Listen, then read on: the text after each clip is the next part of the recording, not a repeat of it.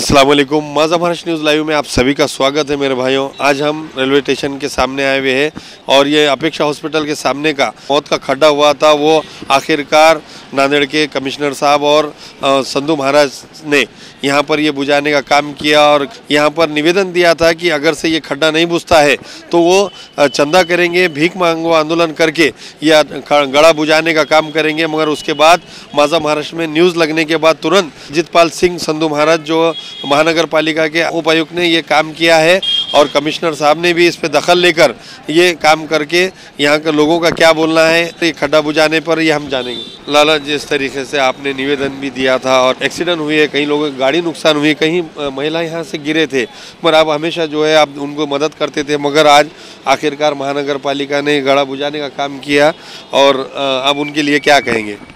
सर्वप्रथम तर मी माझा महाराष्ट्र न्यूज चॅनलचा अभिनंदन करतोय।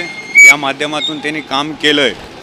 म्हणत होते की आतापर्यंत इलेक्ट्रिकल मीडिया, प्रिंट मीडिया यांचा योग्य वापर करा, या पद्धतीनं माझा योग्य वापर झाला मला असं वाटते। ज्या प्रकारे यांनी नगरपालिकाने काम केलं, आयुक्त साहेबांचे पण आभार, उपता आयुक्त अजितपाल सिंह सिद्धू यांचं पण आभार, अजून ॲडव्होकेट इद्रिस कादरी साहेब यांनी मला पेपरच्या वर्किंगमध्ये त्यांनी मदत केली, त्या प्रकारे त्यांचं पण हार्दिक अभिनंदन।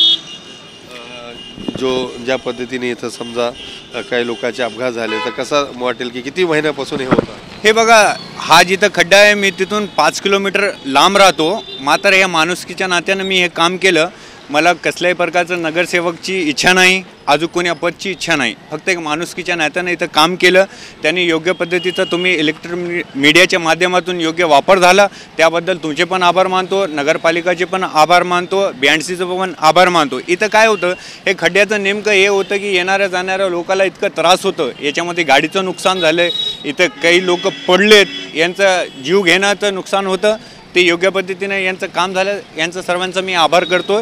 ज्या पद्धतीने मी 7 तारखेला भीक मागो आंदोलन माझं होतं, तर ते मी आता इथेच थांबवतो।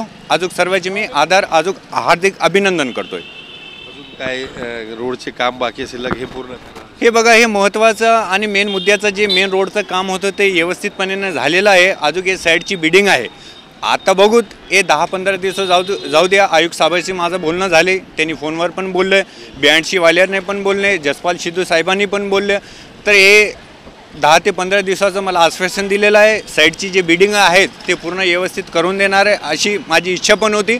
अजून त्यानं मला ज्या प्रकारे मदत केली समजा, त्यांचं हार्दिक अभिनंदन। ये थे हमारे साथ में शबीर लाला जो सामाजिक कार्यकर्ता है, इन्होंने निवेदन भी दिया था जिस तरीके से आज काम पूरा होगा। मगर नांदेड़ में ऐसे कहीं जगह ऐसी है जहाँ पर रास्ते नहीं है, रोड नहीं है। शिवाजी नगर के नयाबादी के अंदर भी बहुत बुरा हाल है, मिल्लत नगर में है, जहाँ कहीं ब्रिज है, BNC में एक ब्रिज आता है जो PWD के अंदर मालटेकड़ी का पुल, जो वो खड्डों का पुल बने हुआ है। उप मुख्यमंत्री अजित पवार खुद वहाँ से गए, उसके बावजूद भी वो ब्रिज का काम नहीं हुआ। वो काम भी हो, लोग मांग कर रहे हैं। और महानगर पालिका के अंदर जिस एरिया में जहाँ भी ड्रेनेज का काम चालू है, नलों का है, रास्ते, रोड, नालियाँ, ये भी जल्द से जल्द पूरा हो जाए, ऐसे लोगों की मांग है। कि जिस तरीके से लोगों का बोलना है घर पट्टी, नल पट्टी लेते हैं, उसी तरह सुविधा भी दिए जाए। महानगर पालिका के कमिश्नर साहब गिरीश कदम साहब और अजितपाल सिंह संधू, ये तीनों से एक गुजारिश है कि जिस तरीके से महानगर पालिका के हद में जो भी विकास के काम है वो जल्द से जल्द पूरे हो, इसी लोगों ने मांग की है। देखते हैं कि जिस तरीके से ये पूरे काम पूरे होते हैं या नहीं, आगे अपडेट देते रहेंगे। नांदेड़ से मैं शेख याया, माझा महाराष्ट्र। ताज्या बातम्या पाहण्यासाठी माझा महाराष्ट्र लाईव्ह या आमच्या न्यूज चॅनलला सबस्क्राइब करा। व्हिडिओ आवडल्यास व्हिडिओला लाईक आणि शेअर करा।